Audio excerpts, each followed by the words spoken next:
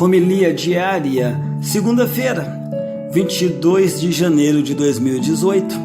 Olá, minha família de oração. Vamos agora refletir a liturgia de hoje. Mas antes eu queria fazer uma súplica aos santos anjos da guarda dos nossos filhos. Santos anjos da guarda dos nossos filhos, seus conselheiros, inspirai-os. Santos anjos da guarda dos nossos filhos, seus defensores, protegei-os.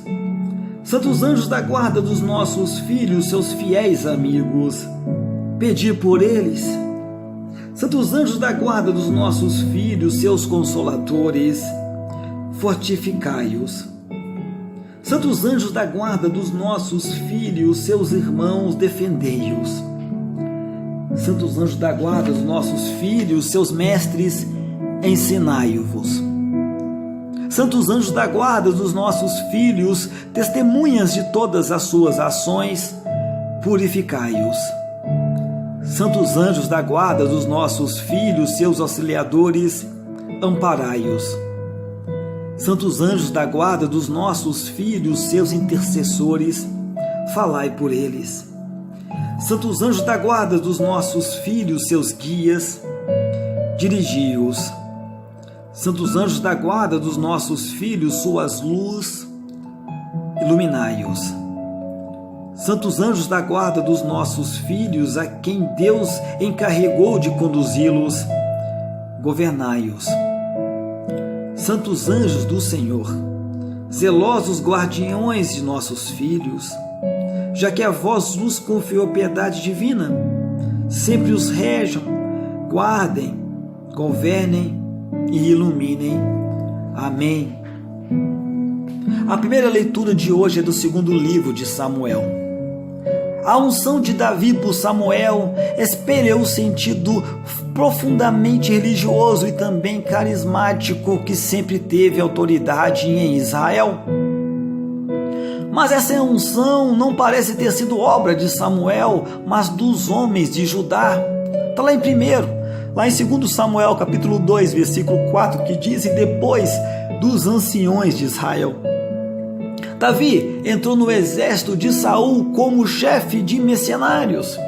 Depois ele passou ao serviço dos filisteus, que os fizeram príncipes de Sigraque. Finalmente, fui ungido rei pelas tribos do sul em Hebrom, onde reinou 7 anos e meio.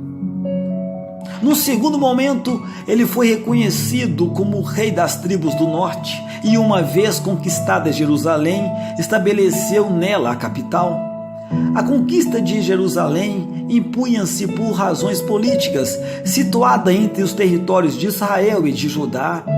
Não pertenciam a nenhum deles, mas aos jebuseus, e por isso podia ser aceite por ambas as partes do novo reino.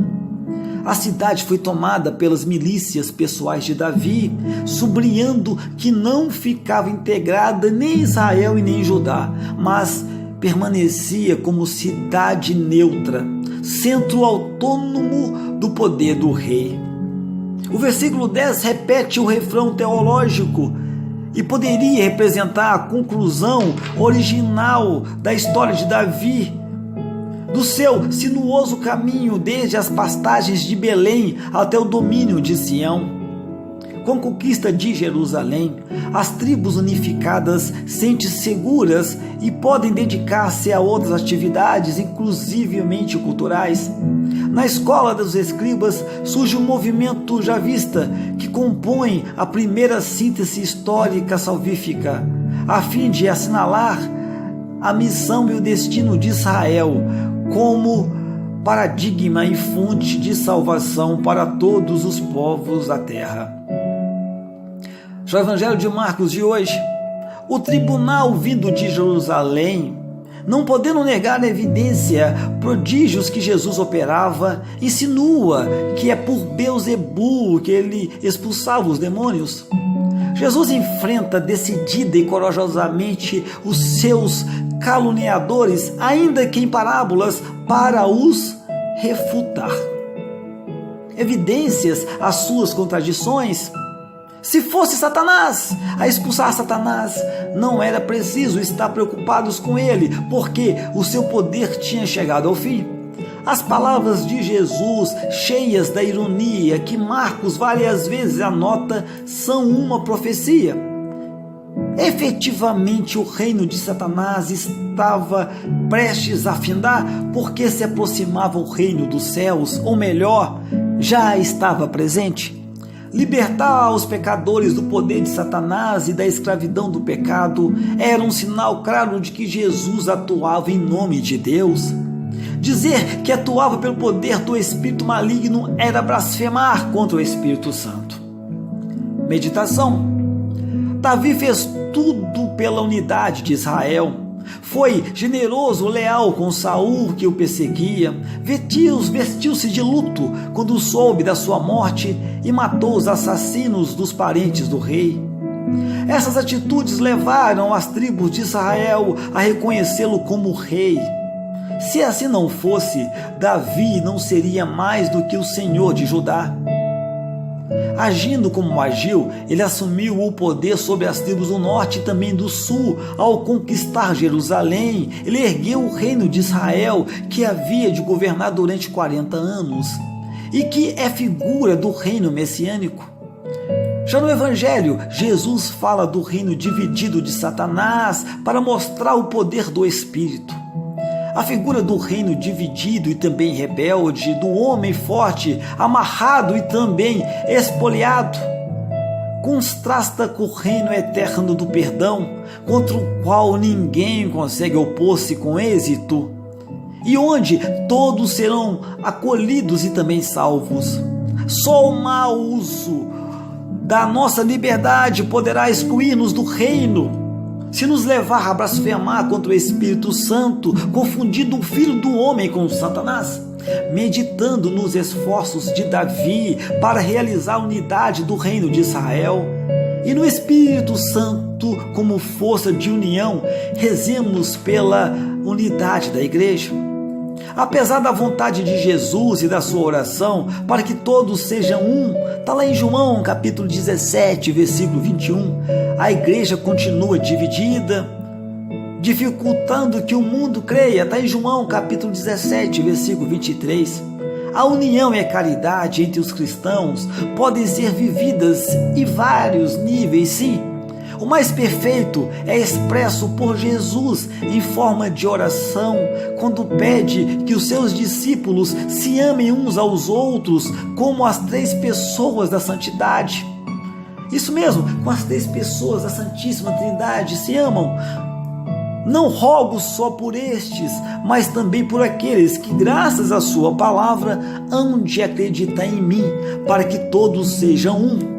Como tu, ó Pai, estás em mim e eu em ti, sejam também eles uma só coisa, para que o mundo creia que tu me enviastes. João capítulo 17, versículo de 20 a 21. A união e a caridade são por si mesma um poderoso apostolado. A falta dessas dificulta a eficácia apostólica. É um monte caro, e também nós é proposto a quantos e quantos partilham o seu carisma, a sua missão, unidos à intercessão de Cristo. Nós somos chamados a colocar toda a nossa vida ao serviço da aliança de Deus com seu povo e a promover a unidade dos cristãos e também de todos os povos, de todos os homens.